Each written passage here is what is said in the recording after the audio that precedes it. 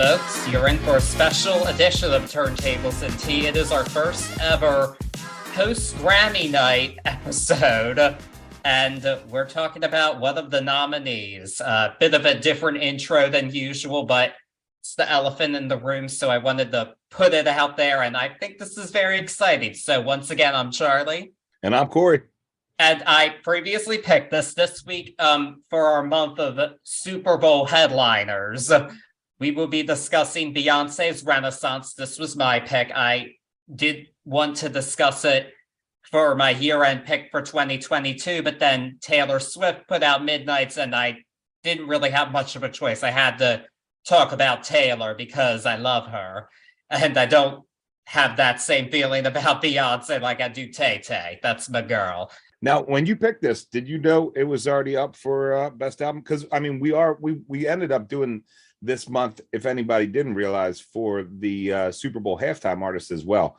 But were you privy to that in the list of nominees? At this point, yes, I was. Heard.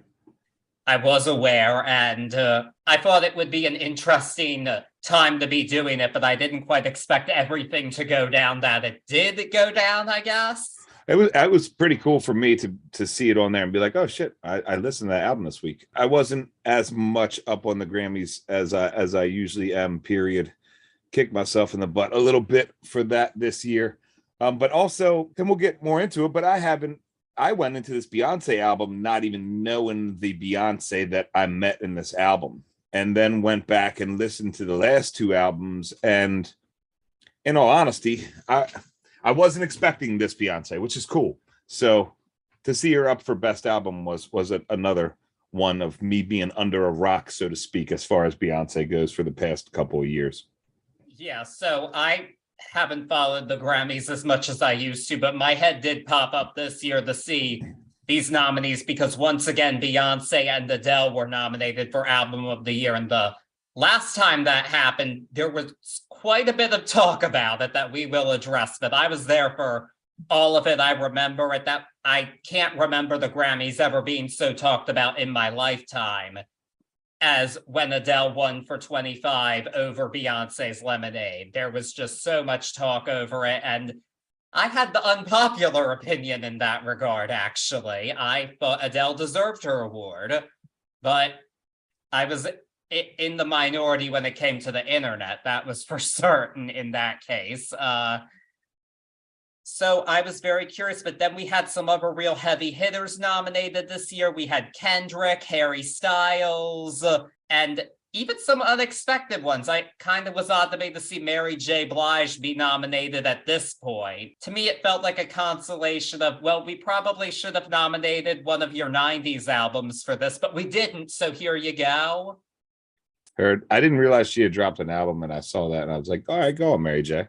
I mean, she still sounds great. I liked her performance, but I can't imagine her giving a bad vocal performance because it's Mary J. Come on. I'm almost positive it was last year. It might have been, I think it was last year that my wife went and saw Mary J. Blige at Baltimore Arena, and I didn't. Maybe that coincided with this album, but I didn't realize why. I know she put the album right after she killed it at the halftime show last year. Heard. There you go. See, it all comes back to halftime. It did. She did own that halftime show. I think that was a pretty clear distinction amongst everybody. It was Mary J. She's a national treasure. But there you go. Renaissance was one of the heavily anticipated albums of this past year. But before the Grammys, let's just take it all the way back to before all of that, before any of this nomination stuff, let's talk about the genesis of this album to begin with, because there's a story there too. So naturally, the pandemic made a lot of artists rethink their work. And Beyonce came out of this pandemic. She got very creative, but she wanted to create music about escapism and joy, and just wanting to do something that we really couldn't in 2020 and much of 2021. She wanted to talk about getting out and escaping and just having a dance album, which wasn't something she'd fully done before. She certainly had dance songs, but never a whole album in the genre. And she explicitly decided she wanted to honor this genre's Black and queer roots, because really that's where it comes from. And that was her goal in it. She was specifically inspired by a friend of her mother's who she called Uncle Johnny, who she said helped raise her when she was a child in the 80s, but unfortunately we lost him to AIDS.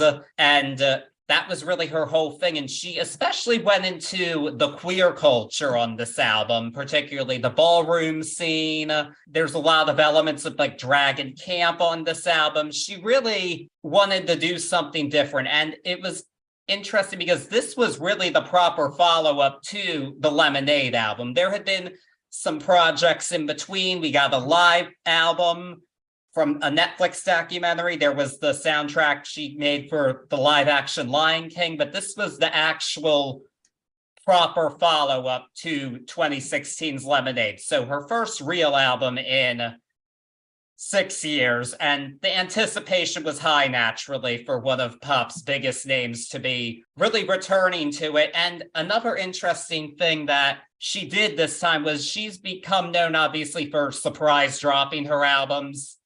It's a technique others have used, but she went back to the traditional rollout with a lead single this time, and she created another highly critically acclaimed album and another one with very high streams and sales, unsurprisingly, debuted at #1. At the time, it was the second highest debut of the year behind only Harry's House, but later Taylor crushed them, of course, because she's Taylor Swift. But she really wanted to do something different, and naturally she was nominated for 9 Grammys. I'm curious, did you hear about this album's come up at all, really? Not really as far as the come up. I remember seeing the picture of the CD cover, not the one where she has the hat on, but the just her on the horse. Yes. I immediately thought of Lady Godiva, which I've read other people go to. It immediately struck me as that. I thought it was a strong album cover, but no, not as far as the come up goes. It was under my radar. I even said earlier, I'd been under a Beyonce rock, and that for me was a neat thing going into this album. Before we go any farther with the album, I couldn't find anybody use the words, but we talk about the words a lot, and we have with a couple of the artists lately. With all of those mindsets and real poignant pieces that she wanted to incorporate in this, would you consider this a concept album? Or I just, would, yes. Yeah, a concept album. Heard. I agree. I have to say that it was a very concept-driven album at the very least, and I would have to say that for me, it's a concept album. Yes. Even if the concept is just a dance album, but it's a lot more than that, as you just spoke of. And we'll talk a little bit more about the structure, because I think the structure is another strong concept of this album as well. But I was curious to see. I can't find anywhere this album being called a concept album. That's why I thought that was something that I'd touch on with you, but I have to agree. I definitely feel this is a concept album. That's been clear to me from the first listen. And a lot of that I do think has to do with its structure. Yeah. Because for those who don't know, this album is structured as a continuous DJ mix. So there are transitions in between every song. It's meant to really create this cohesive sound. There's a lot of different influences in it, but it falls under a general umbrella. And it is all coming together like a good DJ mix does. I mean, we'll touch on it more and more, but while we're talking about it, I got to say, as far as that concept, that part of the album, that continuous DJ, I think it crushes that way.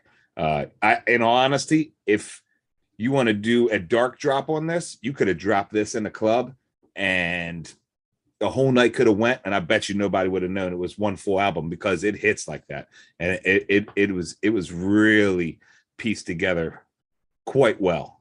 Not getting ahead of us, but quite well. Oh, I completely agree. And I have to say, so Beyonce's been one of, if not the biggest pop stars of my lifetime. Heard. I mean, Destiny's Child's first album was released when I was a year old, and we've lived in a world with Beyonce ever since that. Yeah. So I don't know of a world that Beyonce hasn't been a figure in. And I have always found her to be very talented. Of course, she has a great voice, great dancing moves and all that. Not the best way to put it, but I've always acknowledged her talent, and her songs were hit or miss for me for a while. I felt there were ones that I really enjoyed. There were others that I didn't so much. But about 10 years ago, actually, when she did perform at the halftime show, I personally really noticed a change in the discourse surrounding Beyonce. And it was, she's not just a pop star, she's Queen Bee. And there was a lot of talk about her that was, I felt, too fawning over her, bordering on idolatry and worship. And to an extent that made me uncomfortable. I don't think any person should be put on a pedestal that high. And it only increased with the 2 surprise albums that were very highly acclaimed. And they had songs I enjoyed on them, but there was just this discourse around her. I mean, when I would tell people I find Beyonce overrated, people would be so appalled, like, oh, how could you say that? Like, I was asked, like, have you seen the visual album?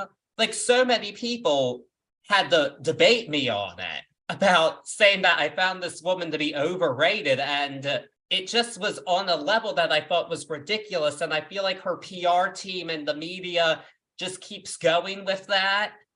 And then her general attitude at times, it comes off as though, well, you're praising me, but I can't be bothered. I'm not going to be grateful for it. That is how she's come across to me at times. If someone disagrees, feel free to show me an example or let me know. But that's the impression that I've gotten from her. And I've just found something about her off-putting. I haven't been able to emotionally connect with her, I feel like. But my interest was piqued this time because I heard she was doing a dance album. I thought, well, that's a genre I like.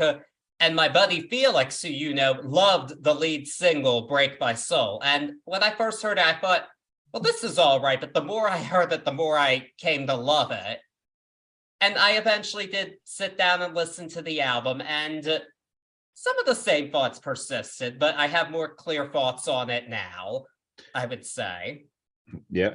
As far as, real quick before we move on, do you feel like her stardom and the way people treat her, and you said borderline on worship or idolism, do you not feel like that's the case in a Cher sense, or in I'm not even speaking for you, or like a Madonna sense, or two-part question, okay? And the second part being, do you think that they are more receptive and it is cushioned by them being more humble or taken more humble? Well, all right. I think Cher and Madonna are both different sides of the same coin on this one. Heard. That's why I use them there together. Yeah, but there is a difference in between them and Beyonce in that I think that they have both faced far more detractors than Beyonce ever has, especially Cher.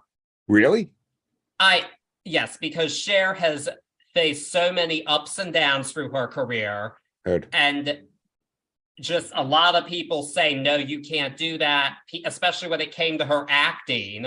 People said, no, you can't do it. You're a TV star. You don't have it in you.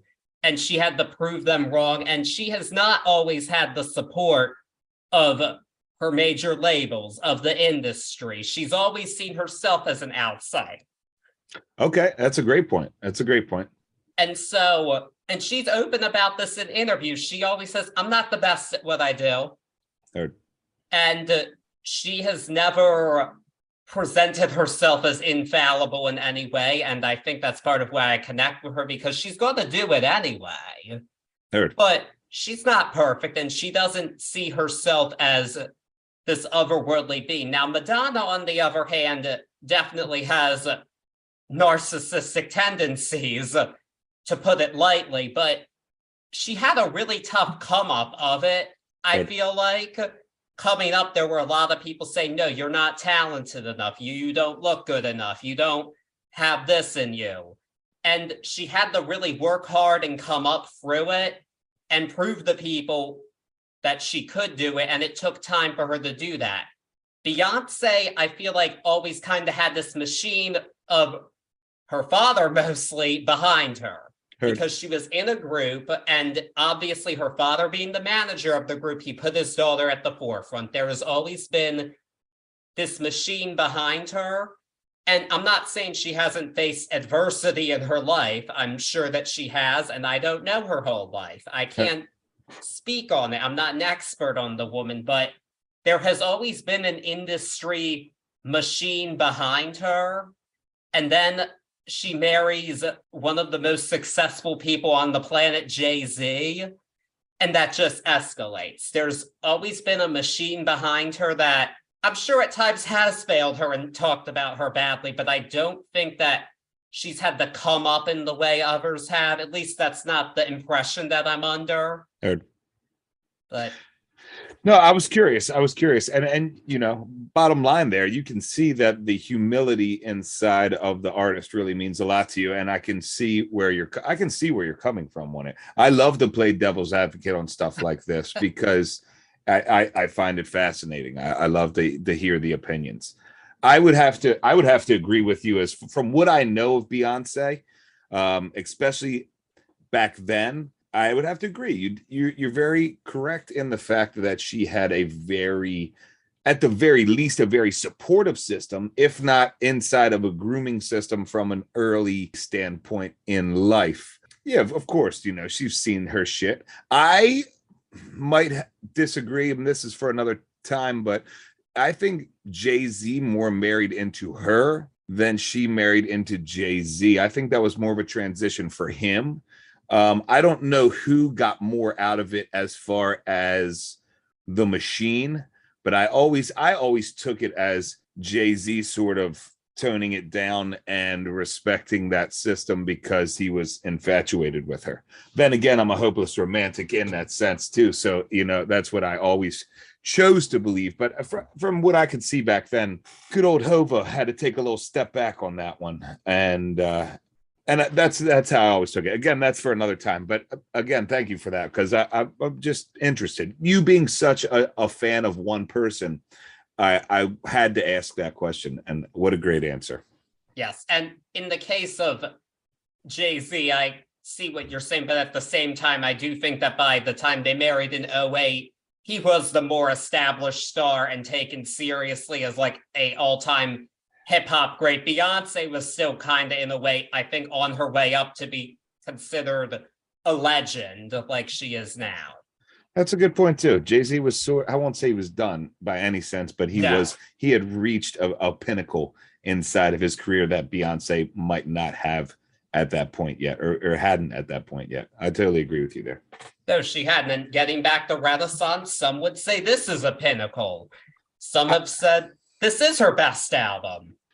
As a concept album, it's tough. And again, I go back to, I'll tell you right now, where Beyonce was in my head when I sat down to this, and I'll say this at the risk of sounding foolish, but she was in a stasis of all the single ladies in my head. That is Beyonce for me, you know, or the last real piece of Beyonce that had stuck with me.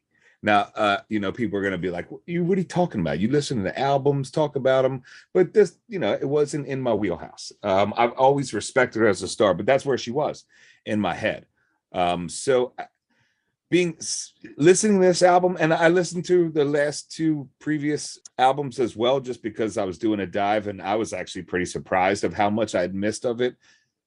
I don't know if you can say this is the best Beyonce album. It's an insane album, but it's a concept album. So can you really say, like, that's a huge undertaking to say that this is her best album?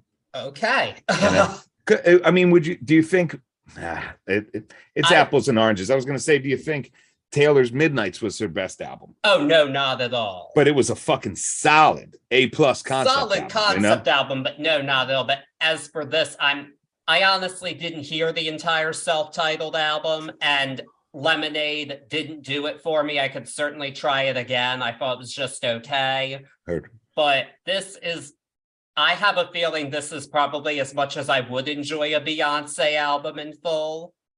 Heard. Just considering my own feelings about the artist. And I don't think it's entirely ignorant of you to say that Single Ladies was where she was for you, because that was really the last time she was a full-on pop star making hits. She hasn't as much with these last things. I don't think it was really her aim.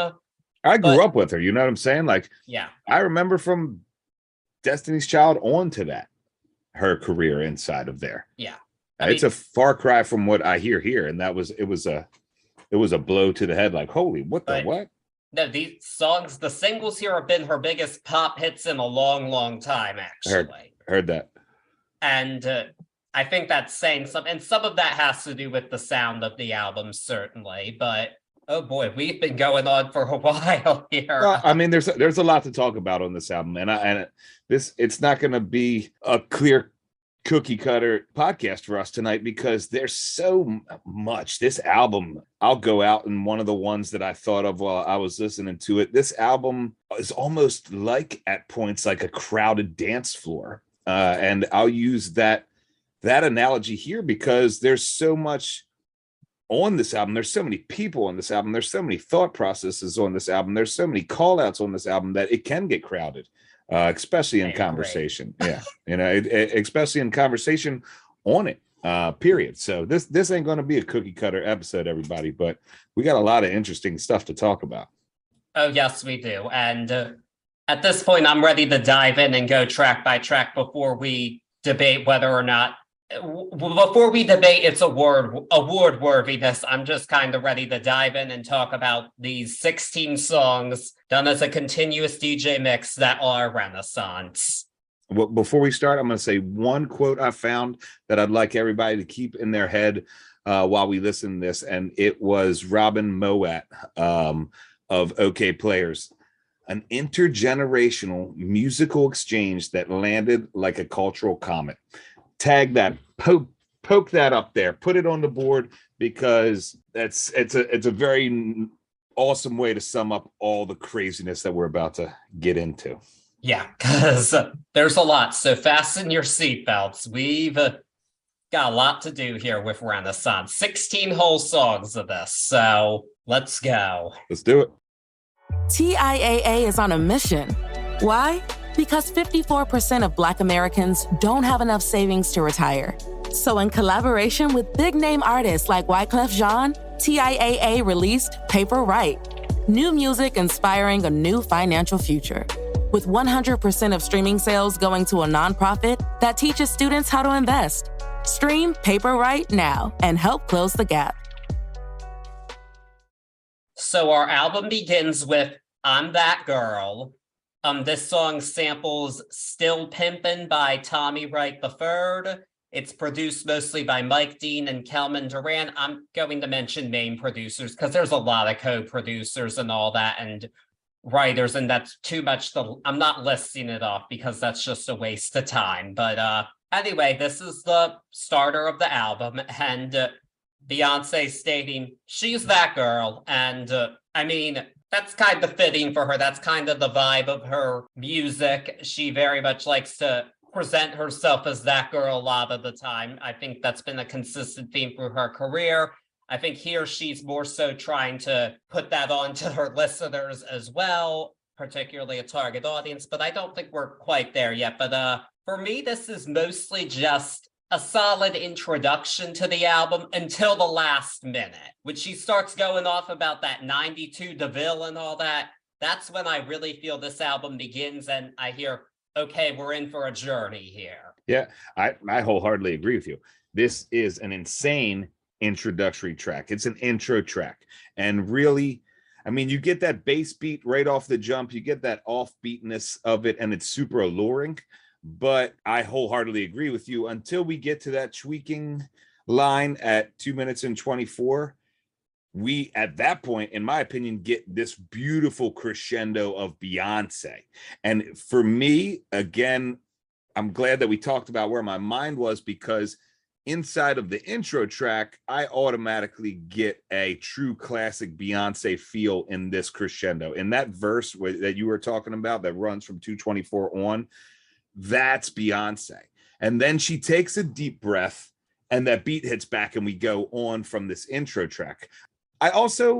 I dig what you're saying of her saying it's me, and she does. She has a tendency to do that in her music. But if we're gonna let's look at this as a concept album, and she was talking about being in quarantine and looking for a place to scream out and escape, and all of that starts with ourselves if we're looking to do that. So I think it was cool to see her even throw it back. I think there's a lot of genius on this, and I don't know if I'm giving the benefit of the doubt and overextending throughout this because I want it to be, but I think that's a really neat thing to throw it back to your older version of yourself, so to speak, in this verse that we're talking about, and also state yourself in the intro track. I thought that was pretty cool. I would think it was intentional because you're correct, it does kind of start with us loving ourselves, and as we get further into the album, we will see more so that she is in favor of that, even in spite of our flaws. Heard. And I think that's a theme that we get more clearly further down the line here. But you're not going to quite get that from this first track. It makes a lot more sense once we're much further down the line. It does, I think. But we get a really nice transition to our second song, Cozy, which, again, right here even, I think the first track is more in clear because she's talking about how she's comfortable with who she is. She's cozy with who she is, comfortable in her skin. And, like, she's good with that. And this is one of the interesting songs to mention, I think, because the producer of this is a transgender woman named Honey Dijon. I first heard of her for remixing a Madonna song a few years ago, but it's a good empowerment anthem, and it has a few samples. The most notable is a spoken word excerpt from a song called Bitch I'm Back by Tease Madison. And I think this song's kind of laid back in a way in comparison to what we'll get later, certainly, but she's just saying, like, yeah, this is me, and it's not braggadocious at all. It's just like, I am comfortable with where I'm at, good with my skin, and that's what matters. And I think that is the message she's trying to put on to, particularly in this track and many others, the queer audience listening to it. I think it's kind of her way of saying, like, you can be cozy with who you are. At least that's how I take it. That's a cool way to take it. I didn't realize that there was any queer undertones as far as where she was looking for inspiration or for what she was talking about until after I got through and went back and looked at who was on this album and her talking about it and whatnot. Empowerment anthem is an awesome set of words for this. It really is an empowerment anthem. And I think you hit the nail right on the head when you said that it is laid back. It's such a cool, I'll use your word, juxtaposition between this cool laid back track and this super powerful way of saying, hell yeah, be yourself, be cozy in yourself. On top of that, it's a crazy ass house track. It is a hell of a house track. The beats are extravagant, and I love that. And in my notes, I had that the extravagance of the beats, especially towards the end of this track, are like super swaggy, and that reminded me of Beyonce. So I'm still getting her, which I love. If it's your album and that's your escapism thought process, I want to feel you on every track, and I have so far, and I really enjoyed that. And of course, this is the first realization for me, not knowing that here we go on a wild nonstop ride, where I had to be like, holy shit, are we on track number 2? Okay. Oh, wow. That's how we're going to do this, Beyonce. We're going to do a full on straight segued album. I love it. Let's go. I really enjoyed that. My one line in this that I'm curious about, and who knows if it's real, but she says, I suggest you don't fuck with my sis. And I automatically thought of her sister beating up Jay-Z in that fucking elevator. So I forgot about that until right now. So I always wondered, every time I listen to the song, I was like, I wonder if she's talking about that moment. But that's just one of my crazy thoughts as I went through this. All in all, cozy second track, great way to come in. I enjoyed this track. So did I. First listen, it was a bit for me, but the more I've heard it, the more I've come to like it. But the next song was an immediate grabber for me on the first listen. We get a transition. That's cool. And we are into our third track, the song that infamously has 24 credited writers, Alien Superstar. I first heard of a song having 24 writers because Diane Warren, songwriter extraordinaire, tweeted, how does a song have 24 writers? And of course, certain people got upset about it.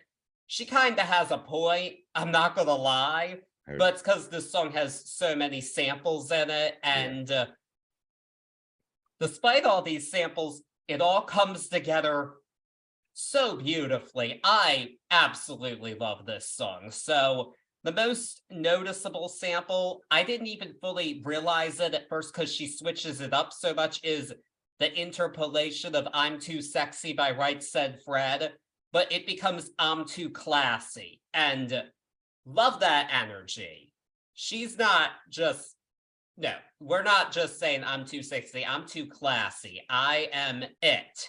And this song, she actually is taking on the role of like the MC of one of these drag ballroom shows, like Crystal, Champagne on the bar, whatever it is, kinda. And I just love the overall message of this. She's not just saying, I'm too classy, it's unique, that's what you are, alien superstar. And I really resonate with that because I know in my life there have been many times that I've just felt different from everybody. I felt like I've never fit in. I feel like I'm just not like anybody else, and I struggle to feel accepted. But she's saying, like, embrace that uniqueness. Like, yeah, they might see you as an alien, but no, you're an alien superstar. And I just love that. That just speaks to me so deeply. And there's one portion of it that I love. It's a sample of a speech called Black Theater from Barbara Ann Teer, where she says, we dress a certain way, we talk a certain way.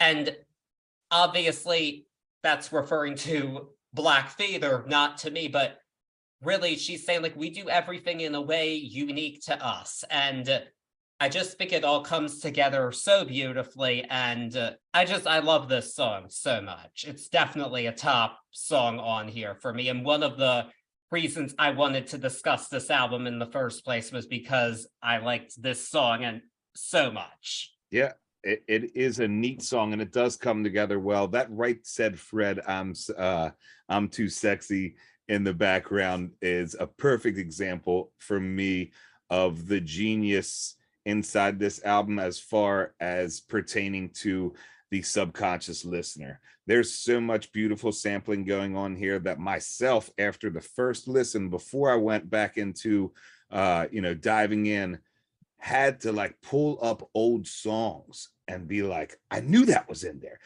I didn't figure this one out.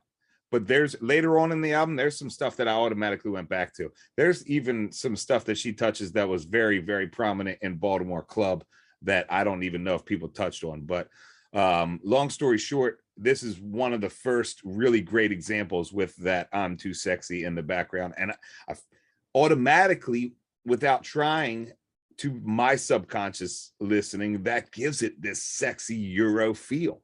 And I love that about this song. This song I was sort of bored with the starting of the song first listen through until you get to that minute and 23 where Unicorn is the uniform hits and then she bangs it. This track goes nuts after that. But after going back and listening to it, it fit more and more. I guess once I knew exactly where I was going with this track. But it's a really cool track. I love listening to the way, especially with a dance album. You know, this album over the past week, I've talked about with more people than I usually do about the album that I'm doing for the week. More so because I was around a bunch of people that I knew hadn't listened to the album and it wasn't in their wheelhouse. And I really love the way people take these songs so differently. I'll say 90% is a very positive listen for anybody first time through with a couple of these tracks that I was throwing at them. But this one always had a good vibe, and I especially love hearing your take on this. Very, very cool. Yes. That's how dance music should be. And we're 3 in, and this album has already made me feel its concept. Shit, man, this takes me back to the days, man. The days every weekend dancing, getting out there and getting done. We used to go to a place even before we were 21. There was a place in a county not too far from us that Sunday nights was under 21, get up there and dance your ass off. This is back in the old days of Baltimore Club and that more club mix type of feel. But this album takes me back to that. Yes, I have a feeling that's what she was going for, probably. Oh, most sure definitely. she was. She made a world pop dance album here. And I'm not going to get ahead, but go on. Well, yes, but speaking of how dance music should be, I can't think of many better examples than this next song that we're going to discuss. Cuff It. This is just a pure disco funk throwback. Nile Rodgers is on the song, and there's an interpolation of Ooh La La La by Tina Marie, just like Fuji La from our friends the Fugees. And she runs the Fuji line off it. Ooh la la la, that's the way that I sound. And I can't remember the end of her shit, but like that's real. Yes, and it's really cool because she kind of continues the vibe of the last song by still mentioning the space elements, like bet you'll see stars, bet you'll find out, like this intergalactic stuff. I love that we're continuing that, but it's still its own unique song and stands on its own. It is just so fun and catchy, and Michael Wood of the LA Times described the song as ebullient disco fantasia, and that just says it right there. That's this song. It's an amazing dance song, and I never get sick of it. This was one of my most played songs of 2022, and it will be this year too. I just adore this song. It's so fun and uplifting. It's just, I want to go where nobody's been. Have you ever had fun like this? This is pure escapist fun and just one of the best pure carefree dance pop songs I've heard in a long time. That's an understatement. This song is that shit. Yes. I mean, straight up and down. You want to talk about timeless? She has a classic on her hands. I don't care who you are. You want to talk about being under a rock? I'm out here this week putting this up like it's the goddamn single of the week, and people are like, dude, this is all over the radio. We heard this a million times. I'm like, no. Where did you put this up at? All over the place. I was at parties for a couple of husbands that we get together and do like a Christmas thing. Even I put it up to Jess, and she was like, I've showed you this song before. I was like, no, you haven't. She was like, we've listened to this song before. Yeah, like, I would know if I listened to this song because it's so great. Yes, this is the second single from the album, and it was pretty immediately the album track that got the most attention. It charted the highest of the non-lead single songs, and it's become a top 10 hit. So yes, this is a hit, and this did very rightfully win Best R&B Song at the Grammys. It did. And somebody pointed out, this is lovely to think too, this gave Tina Marie her first Grammy, albeit posthumously, and that's a wonderful thing too, because Tina Marie is great. We'll have to discuss her one day on here more in depth, but yeah, that's the second time her name's come up, and I thought you were going to touch it. I'm glad you touched it on this. I have to. Another time though, you want to know you got gold on your hands when Nile Rodgers walks into the studio, his own words, and says, I did it in one take, and nobody even said anything, and we were all just like, yep, there it is. Like that's how you know. I mean, I didn't even know he was in this. Here's my first listen notes. Party anthem, ! Daft Punk vibes. Yeah. Beautiful West Coast sound. Horns give that funkability to it, and the vocal harmonies are so unique and insane. Disco is back with an ! And then at 3:09 we start to get that heavy beat that phases out into the next track. But that was my first listen through notes on this. That's how insanely glorious this track was, man. This track is Now, I mean, it's in my Spotify run now, but it will be forever. This is that track, man. I don't say that often, but you're right there with it, like in a long time. I mean, Get Lucky might be the last time I heard something that was that on point that it automatically resonated with me to like smile ear to ear. That might have been the last time that I can remember that a pop song really was like, oh, that's amazing, cuff it. Yeah. This is, I mean, for me, this is a bit more recent, but the first since like 2020, and that's a while, I think, for me. So Heard. This is everything we've said it is and more. Yeah. And there's something about hearing Beyonce say, we're going to fuck up the night. Yeah. That is so beautiful. Like, you know, the demureness of her, but with that power, but just, it's like hearing a proper lady curse. I don't know. Maybe I'm off base with that, but for me, it is. So it has that much more edge to it because I don't expect to hear it, especially not in that beautiful harmony that it is sang. Oh, no, it's a brilliant juxtaposition. This is that song. And it's definitely a good question of how do we follow this up. And it doesn't really follow with a full song. It follows with an interlude of sorts called Energy. This features Beam. This one shook me a bit the first time because this is very much explicitly political. She made it sound as if this was not going to be a political album, and she mentions voting out 45s, and when I heard the line, "'cause them Karens just turned into terrorists," I jumped back. I was like, what did she just say? Like, oh my goodness. But like, I knew exactly what she was referring to. Of course, we've seen that in this society recently, and it's horrible that that's ever happened. But she made a point. But yeah, I've always really enjoyed this. Is just a nice transition, and we do need a bit of a calm down after Cuff It and going into the next song. But I want to touch on something else. So this song, like several on the album, was the subject of a bit of controversy. Originally, this song featured an interpolation of Milkshake by Khalees. And Beyonce did get permission from the Neptunes to use it, but not Khalees, because Khalees did not write the song. But Khalees raised a fit about it on Twitter, and the interpolation was removed. Like my milkshake brings all the boys to the yard. Something similar to that, yes. Okay, but that's the song that we're talking about here? Yes. Heard. But I'm just gonna say something. There's a few songs here that had these controversies. I mean, even Alien Superstar with Diane Warren making the tweet, and Right Said Fred apparently didn't like that she used it at first, but then they were okay with it. I have no doubt in my mind that Beyonce has great PR people, but all these, why are like 5 songs on the album controversial? It just seems a bit manufactured to me.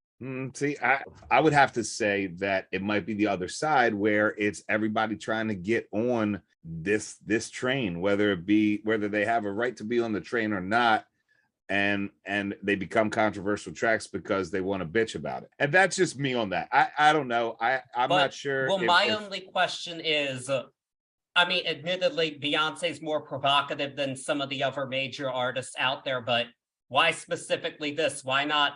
I mean, the 2 albums that had bigger debuts, I didn't hear 5 different songs on the album causing controversy. That's all I'm saying. Yeah. Well, I mean, that can be said the same way that I was saying it too. You know, it's like, it's that big that people want to get on it. The other shit flew not as high on the radar, so it didn't get as many of the latchers on, whether justified or unjustified. Yeah. I mean, it's a statement that's true. Like, why would you have 5 controversial tracks? But we've had some other albums with some controversial tracks. Not this many, I don't think, and they're all small ones. Yeah, that's true. Like, there's nothing on the level of like Darling Nikki controversial here. They're small ones. Heard. That's kind of my point I'm trying to make here. But enough about that. We're gonna move on to the next song, which is the lead single from this album. And a great transition. It's a sample of the song Explode by Big Freedia that transitions these two songs into track 6, Break My Soul. Yeah, this is a pure 90s house track, and this was announced as the lead single, and I listened to it, and at first, I liked the song, but I had an issue with Beyonce singing about quitting her job and working 9 to 5. I thought, Beyonce, you've never done that in your life. Don't talk like you're one of the working people. But my friend loved the song, and the more I listened to it, just the more it grew on me, and it was my most played song last year. I love this song. It's just pure 90s house goodness. The song it takes the most from is Show Me Love by Robin S. And I mean, just what a fucking song right here. This is nostalgia bomb city for me. I mean, this shit hit off, and it was Groove is in the Heart in my, like era in my brain. I talked about the Baltimore club aspect earlier. Show Me Love, inside of it, automatically screamed Baltimore club to me, because that boom, doobity boom, boom, boom, boom, doobity boom, boom, boom. That's just something that is rooted in my childhood, in my musical adolescence, and it's super deep in the Baltimore club run back then. This song is a hot song, man. I love this song too, man. It's so many throwback styles in this crowded. I go back to that crowded dance floor feel, but that was in my notes. This is when I felt that feeling. This really cleans that up here. This is a very clean track from the 90s, and we almost, maybe even, I'll go as far as saying this is a little bit of a palate cleanser on this heavier world beat album. Where we get into that really clear 90s keyboard loops in this one. This is definitely a nostalgia bomb, but I jam on this song hard.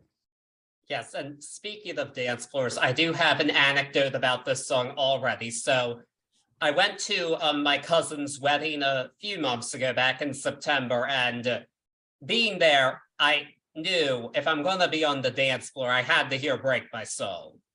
It had to happen. And I went up multiple times to make sure it got played. And sure enough, it did. And my relatives did not join me in dancing on it because they didn't get it, I guess. But the folks I did know, they were right there with it with this one, as they should be. It's Break My Soul. And I told my mother the name of the song. She thought, oh my. I said, no, it's nice. It's You Won't Break My Soul. You heard. Another thing, and that's perfect because you're talking about in a live setting and a DJ rocking this out. We go all the way through this album until this point. We even go back to where we touched about the 24 writing credits. But this, and especially here for me, is really where the bell rung for me on this one. We go back to that concept of this nonstop dance floor concept. All of these artists, all these samples, all these thoughts really mimic to me the old school DJ's album crate and the mass of tools that DJ had to spin together and use to create these awesome experiences. And I so far we've been on, or in my opinion, we've been on a really awesome dance experience, and it's just really reminiscent of that like old school DJ feel, and I love it. I completely agree. And before we move on, I do want to talk about going into this whole old school vibe. There have obviously been several remixes of this song released, but there's one in particular I want to touch on. It is called the Queen's Remix. And this remix actually contains excerpts of another classic 90s house track, Vogue by Madonna. No shit. And that's just so perfect with this concept because that's a song based on the whole queer ballroom scene. That's where she got the idea from. And to have it go in here, it just makes perfect sense. And I really enjoyed that remix. It's over 6 minutes long, and Beyonce mentions a lot of the forebearers of the genre, but I really enjoyed that. And I do want to note that upon the album's release, this became a #1 hit for 2 weeks. I think it should have been #1 for much longer than that, but at least it was still a #1 hit, more than deserved, in my opinion.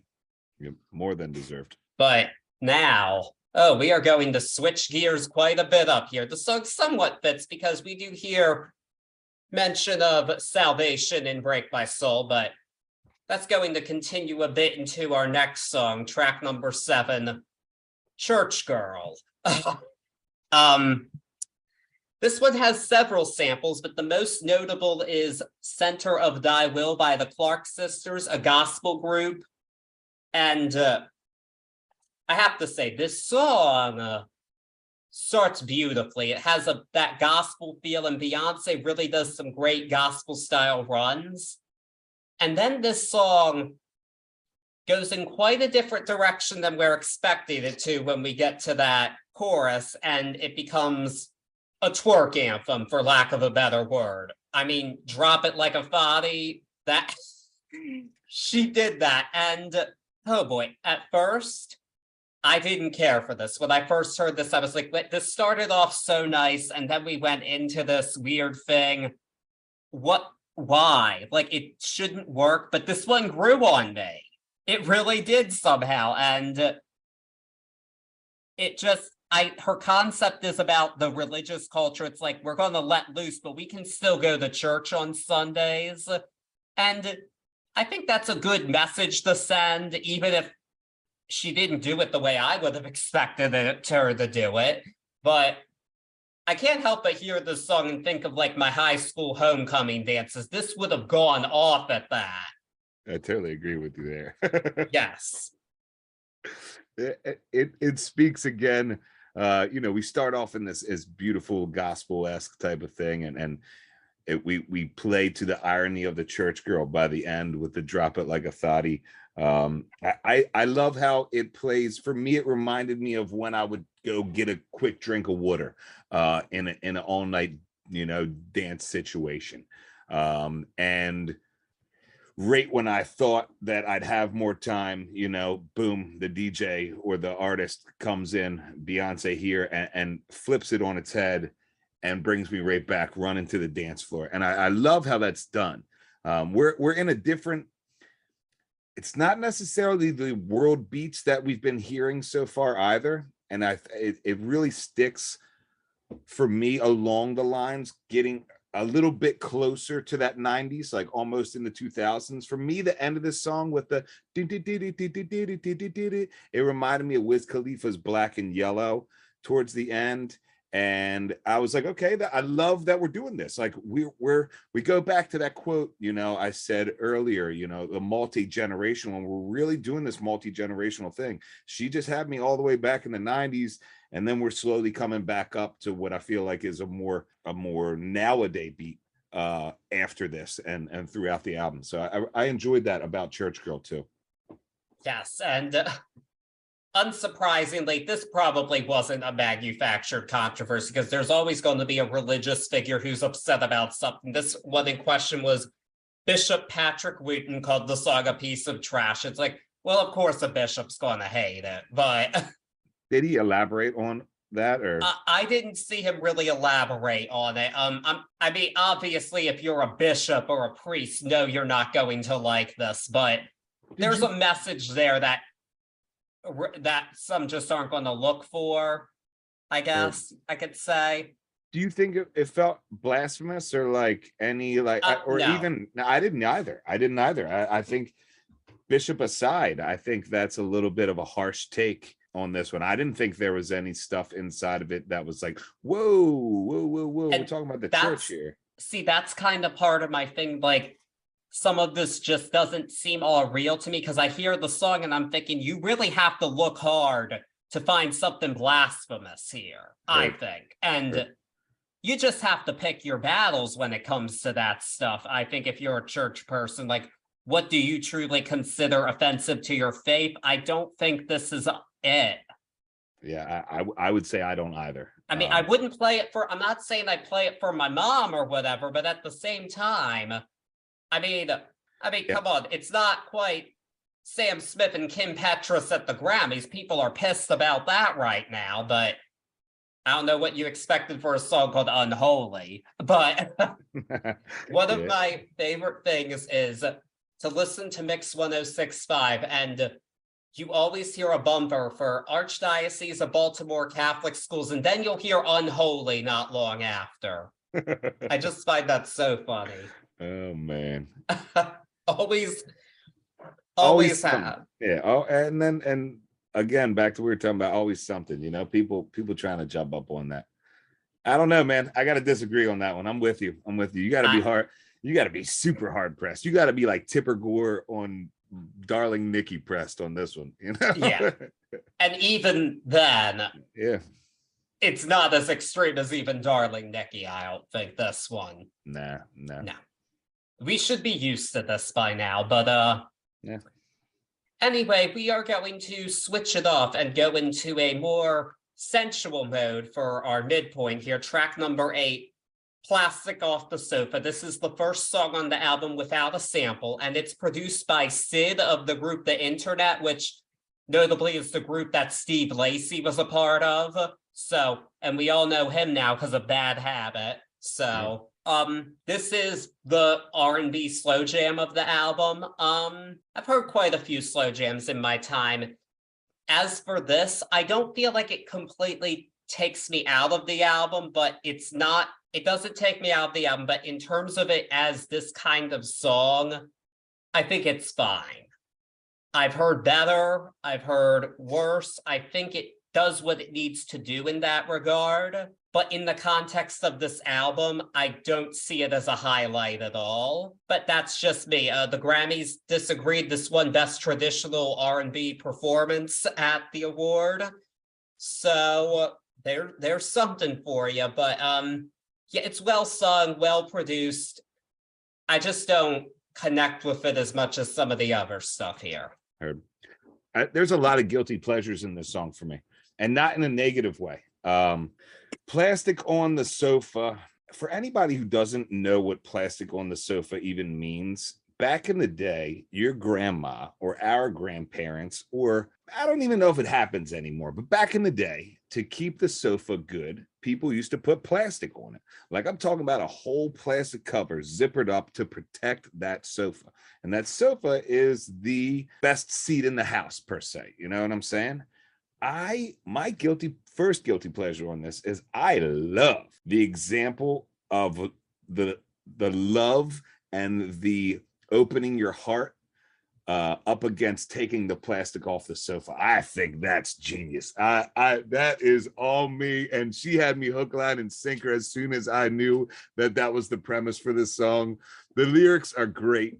And there's a beautiful bass groove on this song that I really, really enjoy. And the second guilty pleasure for me is I wanted to hear Beyoncé sing. Like I wanted to hear that vocal range and that vocal masterclass that she can bring and that I know she has in her. And I really got to see that, especially in the mid to end of this song. She does some truly, truly masterful singing in this, and I really enjoyed it.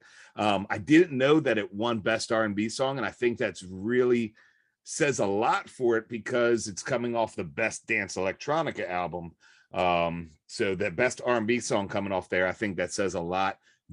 I'm with you to this song almost didn't fit on this album. Very close. Now, don't get me wrong, they made it fit here, but like you said, it was the only track so far that has even made me stop fantasizing about the dance floor for a second. But that being said, I enjoyed it so much that I looked the other way on it. That is fair. You know, I realized this. I think I know maybe the reason I disconnect is whenever I hear Plastic on the Sofa, I think of Everybody Loves Raymond. Heard that. Because you know Marie had the plastic on the sofa, that lady. There you go. Classic example of like the old archetype of the grandma putting plastic on the sofa. I love the correlation of opening your heart to that though, because if your grandma took the plastic off the sofa, she trusted whoever's butt was about to sit on it. And that was a huge thing, you know? I don't think my grandma took the plastic off the sofa for me. So but I think it's a genius way to get your point across on the opening of the heart. Yes. But what I will say is this. I do think that this transition at the end of this into the next is definitely the best on the album because it is just seamless and perfect. And we get into track number 9, Virgo's Groove. This comes from Beyonce being a Virgo. Her birthday's in early September. So that's her sign. Oh, this song. So this is kind of like a combo of both a slow jam and a disco song, and it works beautifully. And as for her vocals, I think this one has the best vocal performance of her on the album, because there's just so many harmonies and parts to her performance, and it's powerful, it's seductive, it's everything that it needs to be for this song. And the groove, it's just a hypnotic groove. That might be a cliched thing to say, but it truly is. And I mean, just this song just really does take me away. I've always really enjoyed it. Now, upon this listen through, I did find a couple of nitpicks, but the fact that I didn't notice them until now, I think speaks to how strong the song is. I did find the bit about her motorboat and slow-mo coming out my blouse really corny. I felt like, oh, I thought she was supposed to be like the coolest person, but that's just really kind of corny. But it doesn't take me out of the song. And also, this is just a quibble on my part. When I hear her singing these songs, these sex songs, I don't feel like she's singing about her husband. I just can't imagine her. I don't know. I mean, maybe it's because it's Jay-Z, but I can't imagine her saying to Jay, well, like, why would, I don't know why she would say, baby, come over to the man who lives in her house, but it's like, I can't picture it. I picture you picking somebody up at the club and you're like, baby, come over, come be alone with me tonight. That's the vibe I get from this. Not with Jay-Z, that's for sure. Unless it's some weird role play fantasy, but yeah, and maybe she's not singing about herself, but I always took it as her singing about herself. Yeah, but so I have to go there, and it's Virgo's groove, and if she's a Virgo, maybe she's not just talking about Virgos as a whole, but more of herself. This one is a really well sung one, but for me, this is the one on the album that I'll use the words fell flat. It's not a shit song. It's not anywhere near. It's a great song. But it didn't stand out on its own as much as the rest of the album have. And maybe it's that I was coming off of Plastic Off the Sofa and I was relaxed, throughout my listens. But this one, it was cool, but it's never one that really jumped out for me. It didn't feel misplaced. And you're right. The segue into this song is chef's kiss perfection. It just, I don't know. It wasn't my favorite on the album. It was cool, but not my favorite. Wow. I'm glad you enjoyed this one. I'm kind of surprised to hear that. I'm not gonna lie.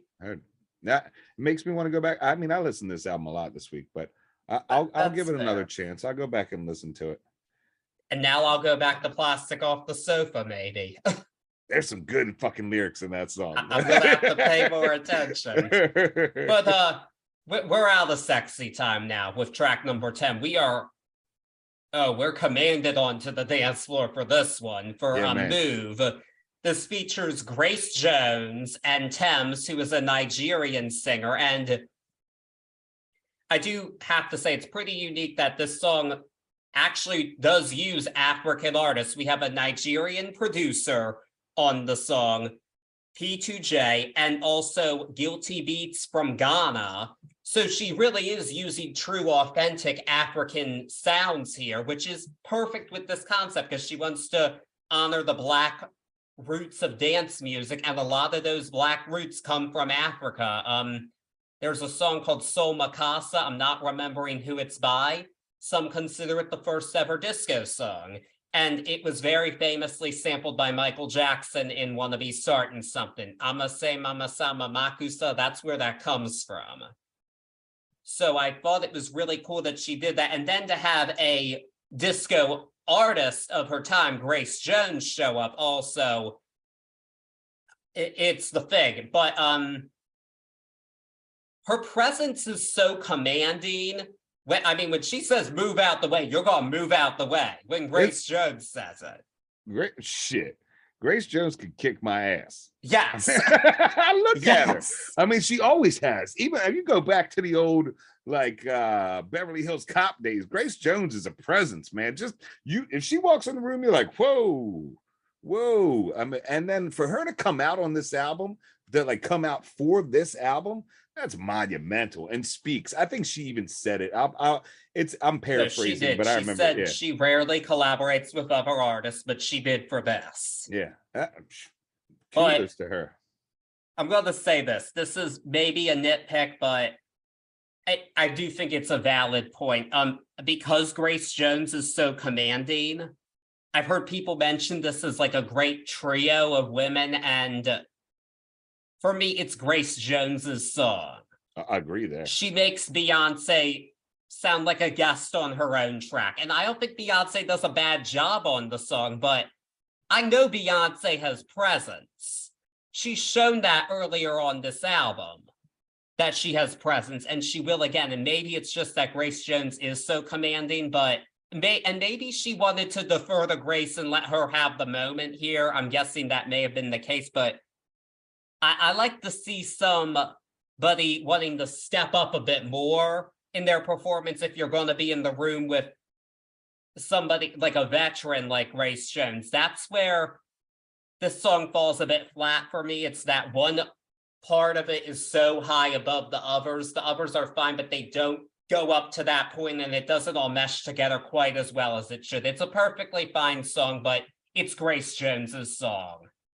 It's so awesome that you say that, because my first listen through, I remembered it to be so insanely powerful start to finish. And when the second time I went back to listen to this, I scanned through it looking for the Grace Jones part, because I was convinced it was right off the cut. And Beyonce's part is towards the start, and it's very demure compared to Grace Jones on this track. And I'm with you wholeheartedly.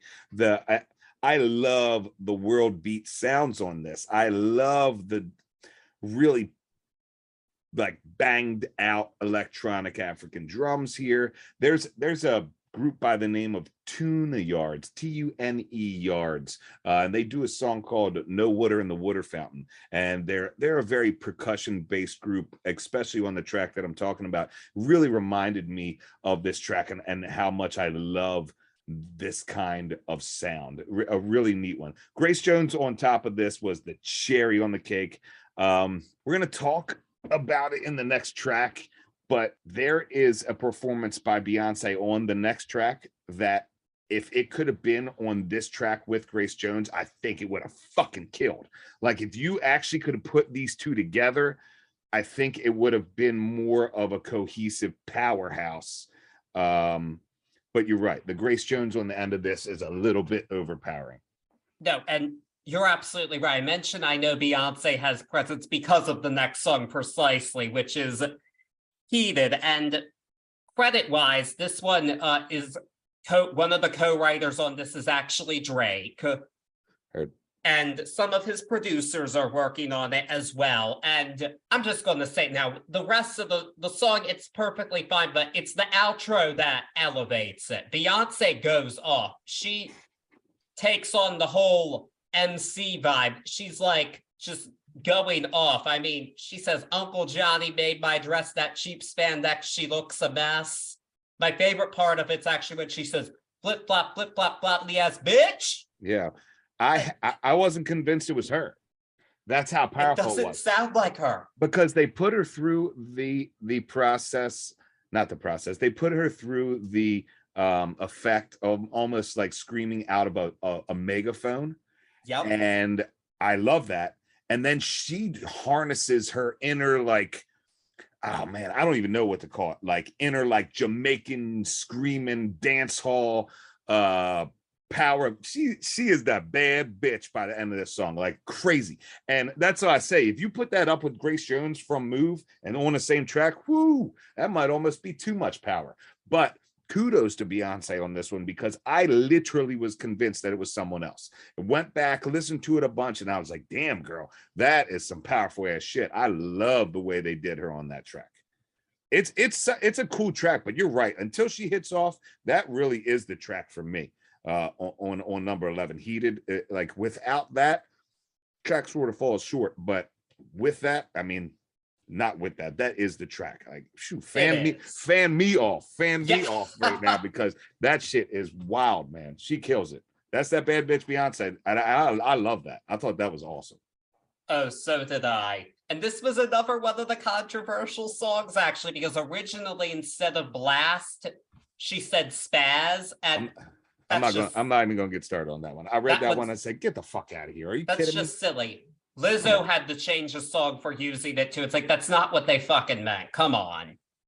I mean, I'm not, you know what? I'm not even going to give it any of my time. Shame on them. Spaz, come on. No, it wasn't even in context. Yeah. So you know what I'm saying? Like, it was nowhere near what they said, like detrimental to mentally handicapped. Like, it's a mentally handicapped slur. Like, for real, that's the hell you want to down right now. Read the sentence, read the literal sentence, and then tell me how that has any. Oh, I'm sorry. My bad. I felt like it had to be mentioned, but no, I feel and it did. It's perfect tea for this album. Yeah, but it's you know it's those hangers on. That shit is like, man, I hate giving it press. You know what I'm saying? I hate giving it press. I love that we talk about it, but I hate that it gets pressed to the point where it's a topic that we're going to discuss on our fucking podcast. And that's why I question all this PR stuff, because it's like, that's not news. That's just not news. Heard. That's silly. Yeah. It doesn't seem real. But fortunately, we're not going to give that any more time, and we're going to move on to track 12. Here we go. We're going to get Miami Bass with Thick. Yeah, man. And I mean, this is just, I love this sound so much. This is all about the sound. Lyrically, could be better. I don't care about that. It's all about that. She says it in the song, 1996 Miami. She says it in the song, what she's doing, and this just kills it. I mean, just, whoo. Yeah. And the moment this song actually really stood out to me, it was not a full listen through for the album. It was when I was in an Uber and it came on my driver's playlist, and I heard this. I thought, I didn't really notice this one before, but this is a banger. Heard that. And now it's one of my favorites here, because, yes. Yeah, I'm a disciple of old school bass. I mean, sitting in cars and trying to max out whatever we could, but bass tapes from back in the day. We'll touch a little bit more on bass tapes later on this album, but you're totally right. She calls it out. I had it in here too.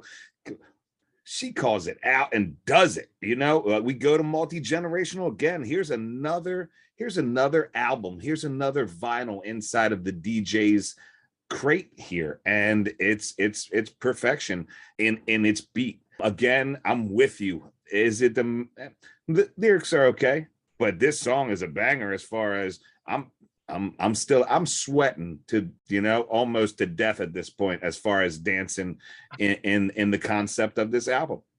But I have not once. We still haven't.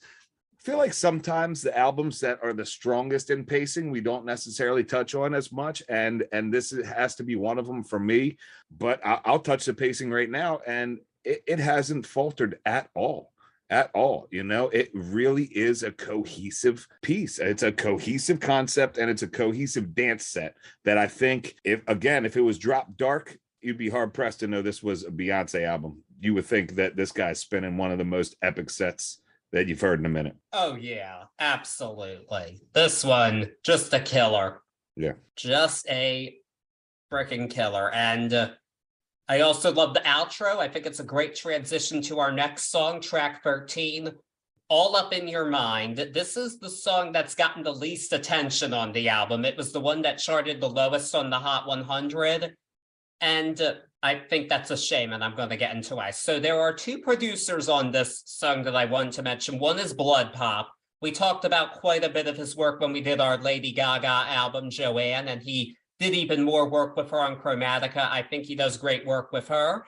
So I feel good about that. But the main one whose touches on this song is a guy named A.G. Cook. And he's most known for works in a genre called hyperpop. and his most well-known collaborator is Charlie XCX, and Charlie XCX is one of the pop stars that the indie kids like. It's okay for them to like her. And I have an issue with this kind of hyper pop sound because I feel that sometimes they're so concerned with having different blips and bloops and making it experimental or whatever, that it gets in the way of actually making a good pop song.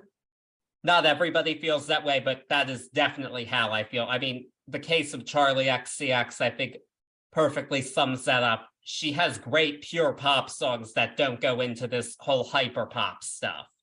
So knowing that, I'm a bit skeptical of this because this isn't a sound I'm too crazy about, but surprise, surprise, I really enjoy this song.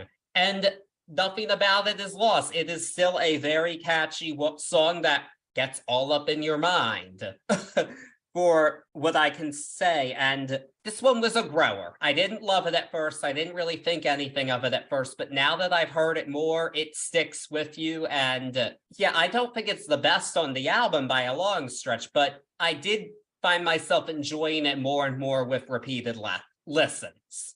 I'm the opposite on this one. This one makes me feel like a super old man, and I'll tell you why.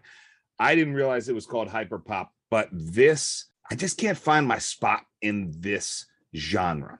Now, I give it the props of what I said before. We're going to go into some future sounds. This is a future sound for me. This is a sound that I'm not acquainted with, where I'm acquainted with it, but I haven't really found a love for it. In fact, it's very hard for me personally with now I can use the word hyperpop because I know that's what it's called, but the bass of these tracks is so over its high that it gives that distortion and almost sounds like it's going to break my speakers.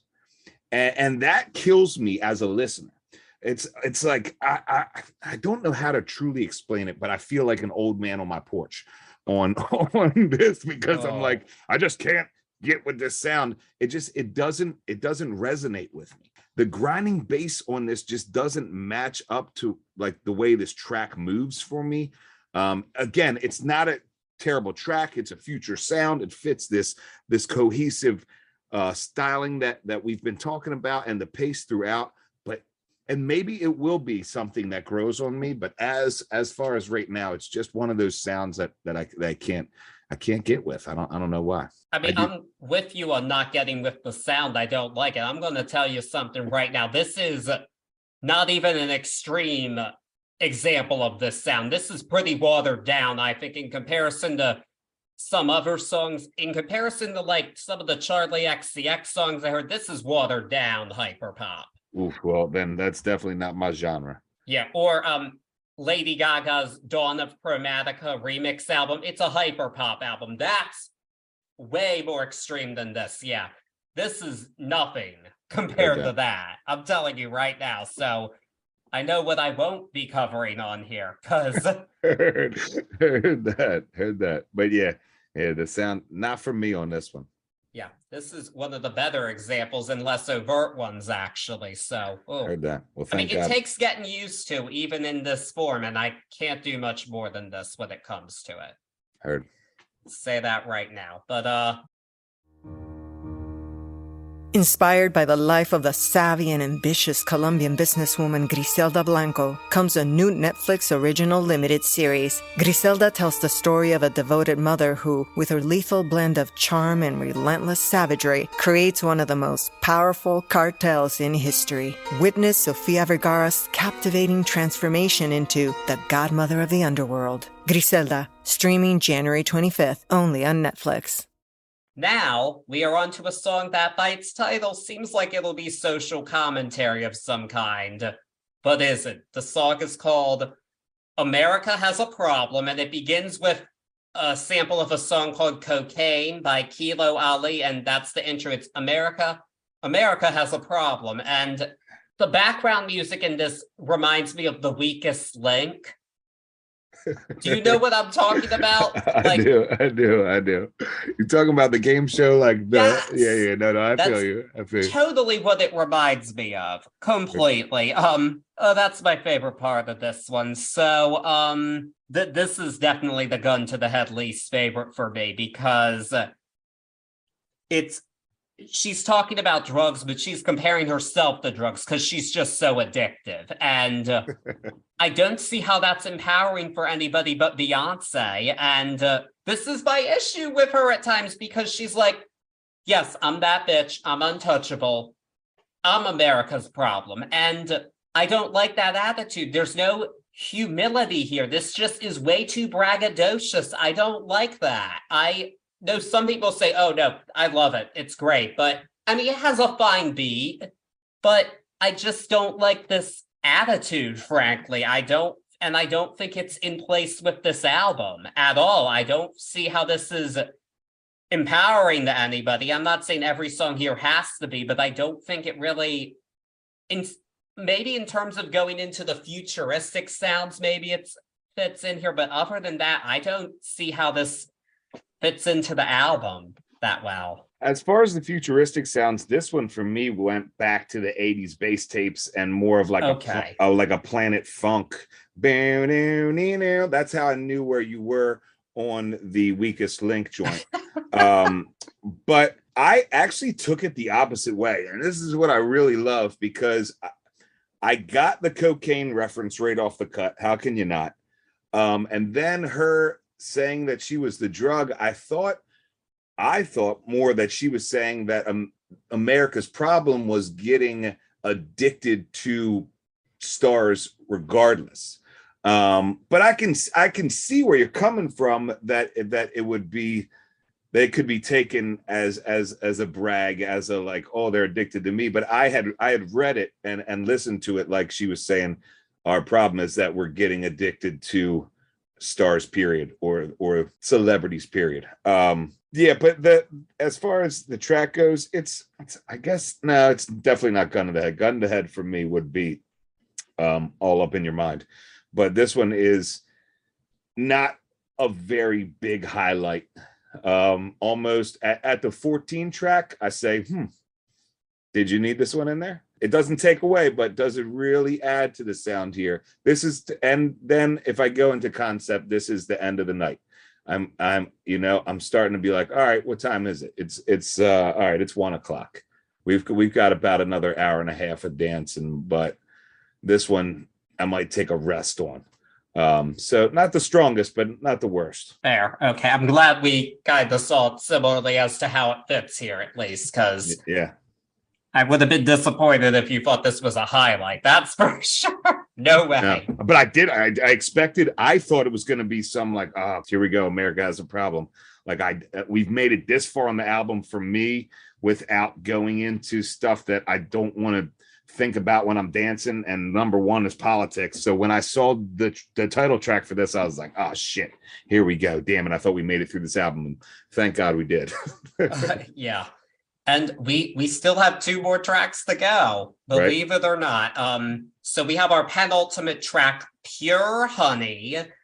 This one samples a few different songs. One is Miss Honey by Moi Renee, Feels Like by Mike Q and Kevin G's Prodigy, and the song by a guy named Kevin Aviance that has a title I'm not going to repeat because it's a really bad word. That is actually offensive, the song, so I'm not going to say it. Look it up if you're inclined, but don't want to offend our women listeners. Don't want to do it, possibly. So this one kind of is 2 songs in one, which you can kind of see. It's kind of like a medley with the slash in between the 2 things.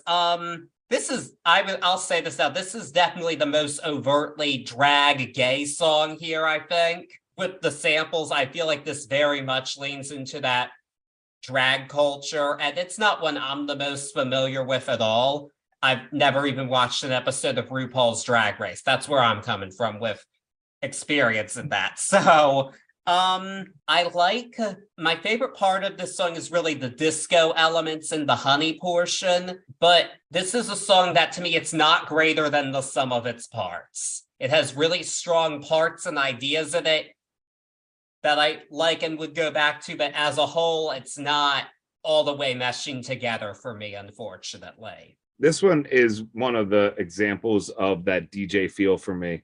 In fact, one of the original notes I had for my first listen is spin that shit, because it just seems like, it definitely is two different songs, or at least at the very least two distinct different ideas that we are mixing together ultimately on this full track. I mean, we start off with a dirty drum and bass, and then we transition into, I'm even going to say, like a Michael Jackson-esque jam. I can see it. That really takes us on the way out of this track. I really like the second half of this track the most. Same. And I mean, I dig the whole track, but I think the second half of this track is my favorite part, and I definitely dig it. I got yummy with an exclamation point in my notes too on this one, because it was fun listening to the way they used that word and went down with it. I like this track, especially at this point in the album. It was a bright note close to the end. I can see where you're coming from, and I do think it's a good transition into the full-on disco that we get to close the album off, which is Summer Renaissance. It's a reworking of I Feel Love, which is one of the most famous disco songs ever. Donna Summer and Giorgio Moroder at their peak, arguably. I mean, I think this is a strong closer for the album. I enjoy it. It definitely gets me moving. My criticism, if I have one of this, I have to say this. You used a foolproof sample. The I Feel Love sample, it's overused, but it's foolproof. You can't go wrong with it. And in a way that makes it hard to look at this objectively. This has kind of had to grow on me a bit on its own terms outside of the sample. But I don't know, to me, it's a bit too married to its sample. And that's not a bad thing because you're coming from such a strong source. But at the same time, I'm still kind of figuring out how does this stand on its own outside of it. I think it's going to take me more listens to get to that point with me for this one. But I do think that it's a really strong closer and definitely gives off that end of the night club vibe for me. End of the night club vibe is the perfect way to put this. And I'm with you on that, because for me, this is the whole album revisited. And just like a perfect end of the night end cap of a set, you're really going to go back and touch everything that was super hot throughout the night. A really great ender for this album. A bonus is that this is the third time throughout our whole entire podcast experience that we got a chance to talk about Giorgio Moroder. Yes. and Donna Summers, but like Giorgio Moroder here, that sound outside of that sample, I feel like the way this really works as an ender is that full encapsulation of the album inside of this track. And I think that's strong and just shows the wherewithal that this album has had from the get-go of knowing exactly what it is and playing to its strengths throughout and making a cohesive thought. I definitely hear you there. And now we've come to the end of our Renaissance, and what a journey it's been, I have to say. This was a really fun album to dive into. I'm very curious, what grade do you give this album? This one for me, I'm going to use a quote that I found by an artist, Sufjan Stevens, who said, "The wizardry on this album is so awesome and frustrating for me as a musician, because even if you take her vocals out, I'm still obsessed. I'm intrigued by the engineering and the production that's going on and the harmonic relationship between chords." That was me listening to this album. I was so intrigued by it on a whole sense that I'm not going to go as far as Stevens and say that without Beyoncé on it, I'm still super obsessed, because she's an integral, this is her album and she's an integral part of it. But it was a very, very awesome album as a musician and as an objective listener. And on that note, alongside of all of the beauty throughout this album and its concept as a whole, I give it an A. All right. I'm going to have to go for now. This could change. This is one that's had to grow on me, but I'm A-, just because there are a couple songs that I think aren't greater than the sum of their parts. Just for me, and a couple fillers too, but overall, I completely agree with what you said, and it truly is an impressive concept album. This is a full, complete album. It is a journey through dance music, through these roots that she's chosen to look at for us. And I just have so much respect for her. And it was bold of her to do this. This is a world famous star who sells out stadiums. And she did this bold sound that nobody expected her to do. And she could have just played it safe and not done it, but she didn't. And I have so much respect for her for that. Yeah.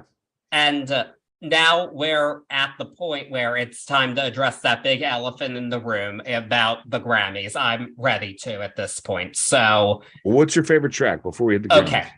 I'm going to say Cuff It. I'm with you. I'm with you. It was very tough on this one, though. It was. But Cuff It is a classic, I think. Already a classic. Yep. But but that all being said, so yes, we both are on the same page that this is a really strong album and a complete beautiful concept. And with the Grammy nominations announced, I think a lot of people were thinking this album's so acclaimed, people love it, she's going to win Album of the Year. It seemed like it was time, and there had been so much controversy over her losing for both the self-titled and Lemonade. I mean, the Lemonade one, Adele pretty much spent her whole speech talking about how much she loved Beyonce and Lemonade. That was her speech. And there was so much flack over it and people calling it racist. And I just thought, yeah, Beyonce is going to win this year. And she walked out of the night winning more Grammys than any artist in history. She did not win this award. This award ended up going to Harry Styles and his third album, Harry's House. And watching it, my heart did sink a little bit. I like Harry Styles. I think Harry's House is a good album. But this is such a complete, beautiful concept that even in the moments of this album that I don't fully love, I have to respect it at least. And that's why this felt like such a disappointment to me for it to not win this Album of the Year award. I know it's just an award. It's not an indicator of true greatness completely, but I did feel a lot of disappointment upon it. And that's no disrespect to Harry Styles. It just is what it is. I have to ask you, though, with it being a concept and it being such a strong forward dance album concept, do you not feel that it was more akin to the award that it won as far as being best dance electronic album of the year? Or do you think that it truly warranted an Album of the Year? I'll start by saying I think that from what I know of the album, and now I have to preface this by saying I haven't heard every other album for Album of the Year, so I'm not. Neither have I. Yeah, this is not on a judgmental side, but seeing that it won Best Dance and Electronica album, I have to say, one, very deserving. Yes. But two, I think that might have been the more deserving of the two awards for this album. What do you think? I think that's a fair point. However, her winning that award, it kind of almost felt like a technicality because you see the other nominations, none of them had the profile or acclaim of this album. I saw the nominees. It's like, yeah, obviously that's going to win. That's a shoo-in. That's just like almost a formality. It's like, oh, you have to submit the album for a category before you, in addition to Album of the Year, you have to do that. And no, this isn't an R&B album. It's not a pop album. Dance is the category for it. And it rightfully won that award. And I thought she gave a beautiful and humble speech.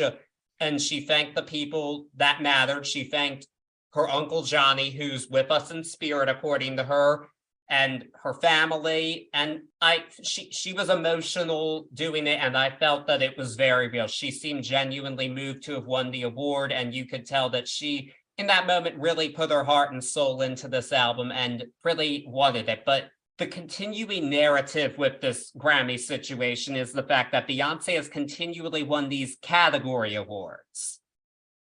But she's been nominated for the Big Four awards a total of 18 times, and she's only won one time.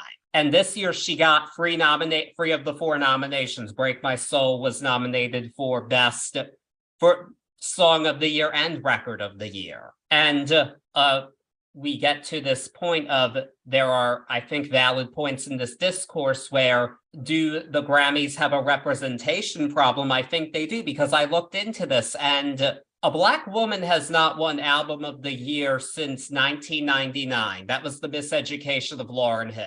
A Black man did win the award last year, Jon Batiste, but it was the first person of color to win that award in 14 years. And I think that there is this discourse of the Grammys are saying, we're committed to equity. We want to have more representation in our show.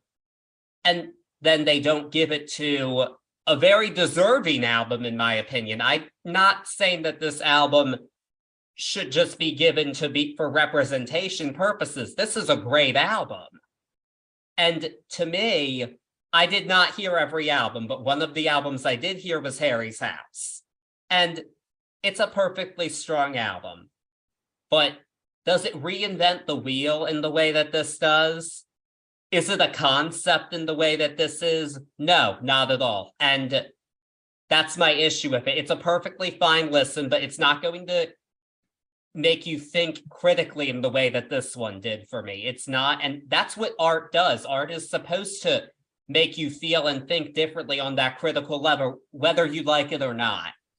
And that's why this loss is so disappointing to me, because this is a true album in a way that I haven't heard in a long time, I don't think. And I do think that some of the criticism being directed at Harry is unfair. And I thought his speech was very gracious. He said, I've been inspired by every artist who was nominated for this award. He's getting flack for a comment he made, but it's being misinterpreted, and I'm not okay with that. And it was very rude, of course, for people to shout that she should have won while he was speaking. That is not okay. That happened. That did happen. And wow. That part of this discourse I am not okay with, and it seems pretty specific to, I hate to say it seems a bit specific to Beyonce, because we've twice had Kanye West in the past interrupt people or attempt to for Beyonce not winning an award. And that is my issue with the Beyonce discourse, because this is an incredible album. I'm not going to take anything away from it, but we cannot put it so far up on a pedestal that we're going to discredit others and their work. Because I'm not even going to say Harry doesn't deserve the award. I'm not going to even say that. But in comparison to this, it's just not as strong or unique or of daring as an album. That's really my only point with this. And I do feel strongly about this is a loss, and it's not fair at all, but it is what it is. And we need to, I think everybody that's talking about this needs to do some soul searching, both the Grammys in terms of what they're looking at and these internet talking heads in terms of what they're saying. Yeah. Yep. That is a very, very valid point. I would like to think that she cringes every time somebody yells that she should have won instead. I gotta believe that she hated when Kanye did that shit. Oh, she did. She made that clear that she didn't like that. Yeah. Shame. I mean, that's bad sportsmanship, period, all the way across the board. I mean, the people that are filling those halls are top level musicians in their field. So shame on anyone inside of there thinking that that's a proper place for that kind of outburst. That's my opinion on that. It's a tough one. I know you dove into it. As far as the representation goes, I am not versed enough to speak on that, but it's something very interesting, something that I will look into. And if that's the case, hopefully it changes, because there is no place for that inside of our world either.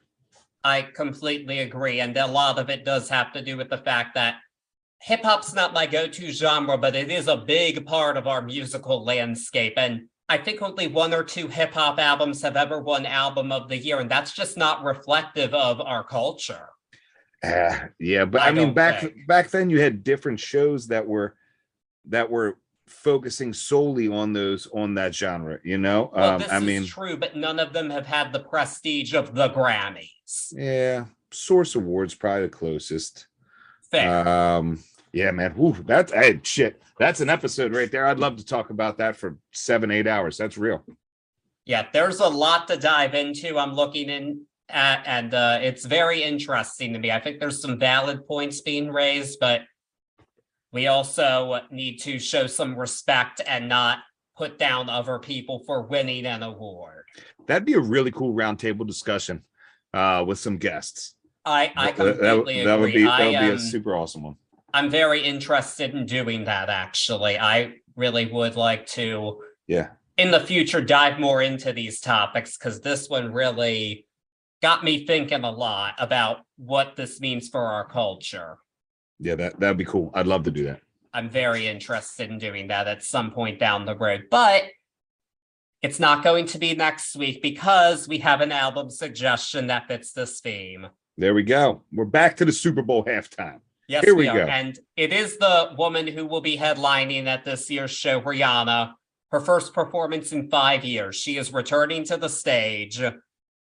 So that will definitely get some people talking, because another one of the big pop stars of this century for sure. Oh, I can't wait to see her. Yes. And but unfortunately, my friend from Virginia, Jill Bechtel, one of the best supporters of this podcast, suggested a while ago that we discuss her monumental 2007 album, Good Girl Gone Bad, which really was the album where Rihanna became the force that she is to this day. That was really the true breakthrough where she became a household name that you will always remember. And I'm very interested in looking back at this one. We're going to be going back to the 2007, 2008, and I'm looking forward to it. I think it'll be a fun one. It's one I haven't listened to all the way through in a while, so I'm curious to see how it holds up. Let's get at it. Thank you, Jill. It's definitely one I don't think I've ever listened to all the way through, but I love me some Rihanna, so let's check it out. Who doesn't? Especially then, I loved Rihanna. Hell yeah. Or a bit after, more accurately, but we'll get into that. But until then, just stay tuned for that, and follow us wherever you're listening to us. Spotify, Apple Podcasts, we're on all of them. And also follow on Facebook and Instagram at Turntables and Tea Podcasts for updates on newest episodes. Lots of good stuff. Thank you for doing this one with me. I think this was one of our best episodes yet. I had a lot of fun doing this one. This is great. I like I said, I always enjoyed Beyonce. I was in a little bit of a stasis with her, but I'd say thank you to her as well for giving us this romp through all types of generations and genres here. It was a cool one. I agree with you. One of my favorites. Definitely. So until then, we'll see you under the umbrellas. That's the best Good Girl Gone Bad reference I can think of. There you go. Ella. Peace.